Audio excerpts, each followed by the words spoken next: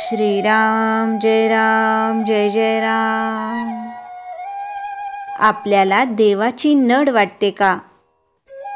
एक मनुष्य प्रवासाला निघाला. त्याने सर्व सामान घेतले. तो पान तंबाखू खाणारा होता. त्याने तेही सर्व साहित्य बरोबर घेतले. गाडी सुरू झाल्यावर थोड्या वेळाने त्याने पानाचे साहित्य काढले. तेव्हा त्याच्या ध्यानात आले की आपण चुन्याची डबी विसरलो आहोत. त्याने पुन्हा पुन्हा सामान हुडकले. त्याला मोठी चुटपुट लागली. कुठे काही पडल्याचा आवाज झाला की त्याला वाटे चुन्याची डबीच पडली. कुणी त्याच्याशी बोलले की त्याला वाटे आपल्याला हा चुना हवा का म्हणून विचारील. ज्या गोष्टीवर आपले प्रेम असते त्या गोष्टीची आपल्याला नड लागते. ती नसेल तर हळहळ वाटते.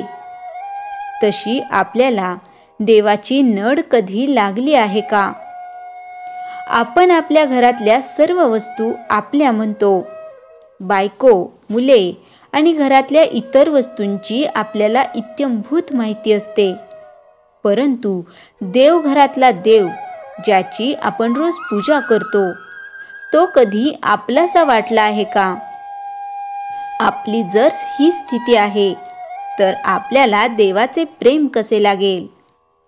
देवाचे प्रेम लागायला हवे असेल तर जगताची आशा सोडली पाहिजे. व्यवहार न सोडावा, पण विषयाकडे गुंतणारी आपली वृत्ती भगवंताच्या आड येते, म्हणून तिला भगवंताकडे गुंतवावे. भगवंताची खरी आवड उत्पन्न झाली पाहिजे. देवा वाचून आपले नडते असे वाटले पाहिजे.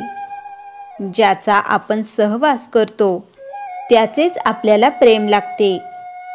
ज्याचे प्रेम लागते त्याचीच आपल्याला नड भासते.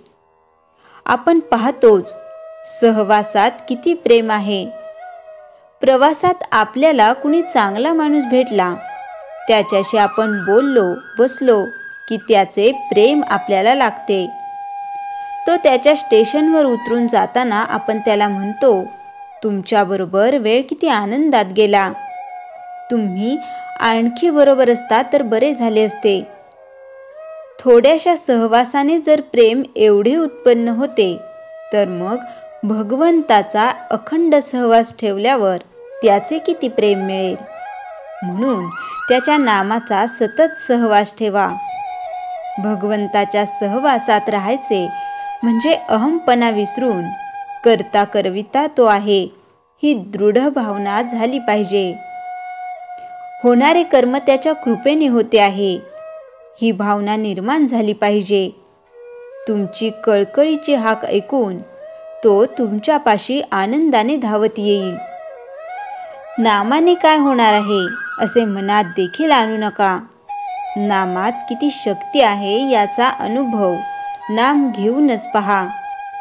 ज्याला नामाचे प्रेम आले त्याने भगवंतालाच आपलेसे केले यात शंका नाही. श्रीराम जय जय राम.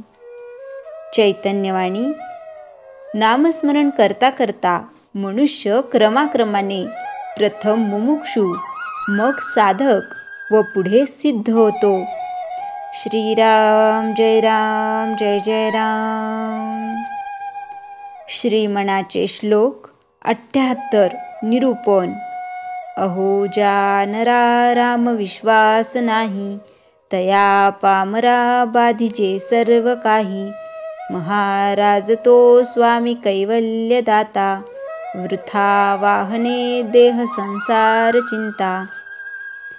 ज्या माणसाचा रामावर विश्वास नसतो त्या पामराला, दुर्दैवी माणसाला सर्व काही बाधते. जिवंत असताना आणि मृत्यूनंतरही असे का होते? खरे तर सर्व सजीव परमेश्वराची लेकरेच. आई वडील आपल्या लेकरांमध्ये भेदभाव करत नाहीत. मग परमेश्वर असा भेदभाव का करतो? कोणाला सुख तर कोणाला दुःख का देतो? ज्याचा रामावर विश्वास नसतो तो अभक्त असतो.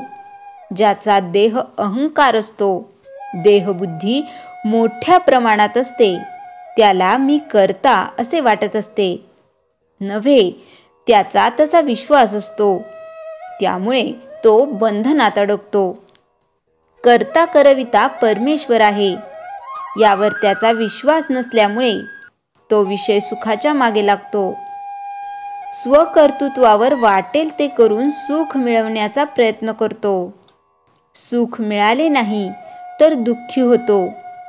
देह संसार चिंता मिटत नाही. समाधान कधीच मिळत नाही. हाव कधी संपत नाही.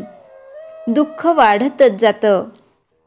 विषय सुख मिळवत असताना पाप पुण्याचा विचार केलेला नसल्यामुळे शेवटी दुर्गतीला जातो. याउलट जो भक्त असतो त्याला उपासनेमुळे असे वाटते की श्रीराम आपला पाठीराखा आहे. तो आपल्याला सर्व संकटातून तारून नेईल. त्याची देह संसार चिंता मिटलेली असते. तो समाधानात राहून शेवटी सद्गती मिळवतो. जय जय रघुवीर समर्थ. श्रीराम जय राम जय जय राम. रामावतार झाला का? भाग 2. गुहेतील महायोगी नंतर श्री महाराज उज्जैनच्या जंगलात शिरले. तिथे भैयासाहेबांना एका गुहेच्या तोंडाशी बसवून आपण एकटेच आत गेले. त्या गुहेमध्ये एक महायोगी श्री महाराजांची वाट पाहत होते. त्यांच्या भुवया हातभर लांब वाढलेल्या असून देह भव्य होता आणि दृष्टी फार तेजस्वी होती. श्री महाराजांवर त्यांचे पुत्रवत प्रेम होते. ते म्हणाले, इथे कलीचा वास येत आहे. श्री महाराज बोलले, तो कलियुगातला माणूस आहे, पण आपल्यापैकीच आहे. श्री महाराजांनी भैयासाहेबांना त्यांचे दर्शन करून दिले. परत येताना श्री महाराज म्हणाले, देहबुद्धीची माणसे ज्या ठिकाणी राहू शकत नाही आणि पोहोचू शकत नाही अशा ठिकाणी बरेचसे योगी साधन करीत बसलेले आहेत. श्री महाराज नंतर परत इंदूरला आले व तेथून हरद्याला आले. तेथे काशीनाथ भैया सावकार यांनी बांधलेल्या मंदिरात श्री महाराजांच्या हस्ते पट्टाभिषिक्त राममूर्तीची स्थापना झाली. हरद्यास महिनाभर राहिल्यानंतर श्री महाराज सोबतच्या मंडळींसह नाशिकला आले. तेथे एका संन्याशाला त्याचे पूर्वचरित्र आपल्या अंतर्ज्ञानाने सांगून त्याचे गर्वहरण केले. अत्यंत खजील होऊन त्याने श्री महाराजांना साष्टांग नमस्कार घालून त्यांच्याकडून अनुग्रह घेतला व त्यांच्याच आज्ञेने काशीला रवाना झाला. नाशिक येथे आईच्या नावाने श्री महाराजांनी गोदावरी काठावरील भिकाऱ्यांना एक दिवस धान्य वाटले. गोंदावल्यास पुनरागमन. गोंदवले सोडून श्री महाराजांना वर्ष होऊन गेले होते, म्हणून नाशिकहून सरळ घरी परत येण्याचे ठरले. इंदूरहून सोबत आलेल्या मंडळींना त्यांनी नाशिकहून परत पाठवून दिले. भैयासाहेब मोडक एकटेच एवढे राहिले होते. गोंदावल्याहून काशी यात्रेला निघताना बरोबर आई आणि 100 माणसे होती. गोंदावल्यास परत येताना बाकीची सर्व मंडळी होती, परंतु आई मात्र नव्हत्या.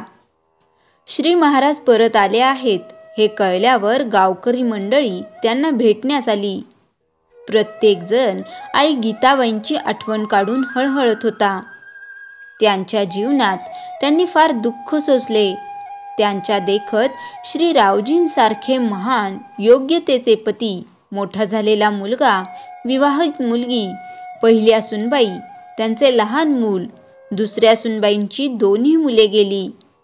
या जगामध्ये त्यांना फक्त श्री महाराजच उरले होते. शिवाय अगदी लहानपणापासून त्यांचा श्री महाराजांवर फार जीव होता, म्हणून त्यांच्या सहवासात त्यांचा अखेरचा काल गेला. इतकेच नव्हे तर अंतकाळ देखील झाला. यामुळे त्यांच्या जन्माचे सार्थक झाले. संकलन डॉक्टर D.D. देशमुख, कामठेकर, पुणे. श्रीराम जय राम जय जय राम.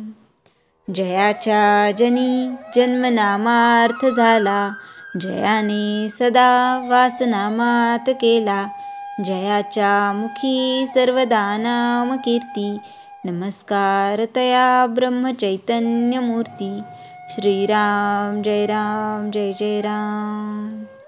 जानकी जीवन स्मरण जय जय राम.